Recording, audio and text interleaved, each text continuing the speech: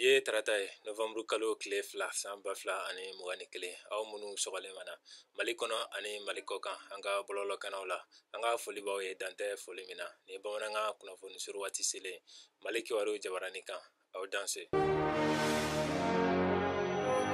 Bankiw ni wariko cakɛbaw bɛ ka tɛmɛ n'u ka baara bila ye mɔgɔtigiw ka ɲɛkumu kan. Bankiw wariko cakɛda ani jagokɛlaw ka lafasali tɔn Mali kɔnɔ Sinabɛf o y'a ka tile 3 baara bila kun filanan daminɛ kunun tɛnɛ novembre kalo tile fɔlɔ san 2021 tile 3 fɔlɔ tɛmɛnen kɔfɛ ni tile 1 dɔrɔn ye. U tun ye baara bila kofɔli sɛbɛn bila kabini octobre kalo tile 7 san 2021 ko n'u ka laɲiniw ma sabati yani o baara bila don fɔlenw cɛ. Fo n'a bɔra kariti otomatigi la mɔgɔ wɛrɛ ma se ka wari sɔrɔ banki caman na nka BDM SA ni BESIC ma baara bila kɛ hakilina jiginna. BOA tɛ lafasali tɔn Sinabɛf tɔn de ye a fɛnɛ ma baara bila kɛ. Aridon kelen min donna baara bila fila ninnu ni ɲɔgɔn cɛ fɔkabɛnw tun bɛ senna APBF ani CCA cɛ ka daminɛ nɛgɛ kaɲɛ 17 la ka se a kaɲɛ 2 ma nka bɛnkan ma se ka sɔrɔ o ni ɲɔgɔn cɛ. Tɛmɛnen kɔfɛ mɔgɔ ladɔnniya ko kuntilenna dɔ taara sumasiw bayɛlɛmani kama.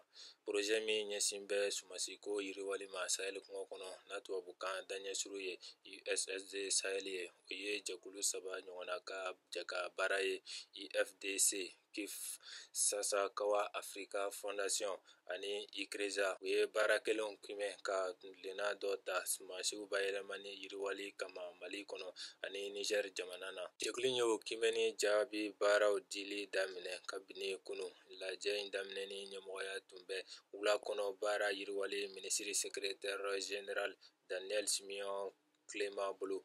IFDC ka lasigiden min bɛ Mali kɔnɔ Madame Fatoumata Coulibaly n'a dɛmɛbaa caman tun bɛ a kɛnɛ kan. A bɛɛ dabɔ ka yamaruya di kimɛni jaabiw waliyali kama a ɲɛsin bɛ sumasi minnu ma o ye saɲɔ, kenike, kaba, malo ani nakɔlafɛn dɔw i n'a fɔ tomati ani jaba.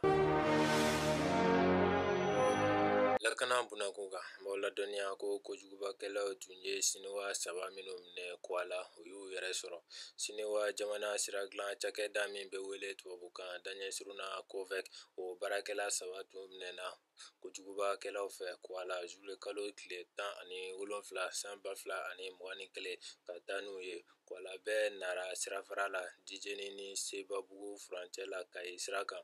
Jamana kuntigiso y'a jira k'u y'u yɛrɛ sɔrɔ. Siniwa ninnu sera k'u yɛrɛ sɔrɔ ka sababu kɛ jamana lakanabaw ni kunnafoniko cakɛda ka bolodi ɲɔgɔnma ye. Hélicoptère kura minnu sɔrɔla sɔrɔdasiw fɛ kɔsa in na o ye dɛmɛ ba don baara ninnu na kosɛbɛ. Furancɛla fanga jamana kuntigi ye foli ni tanuni lase Siniwa ninnu ma u ka timinanja la. A ko jamana ɲɛmɔgɔ bɛ wulikajɔ bɛɛ la min b'a to mɔgɔ fɛn o fɛn minɛlen don Mali duguw kɔnɔ u bɛɛ ka se k'u yɛrɛ sɔrɔ cogoya min na.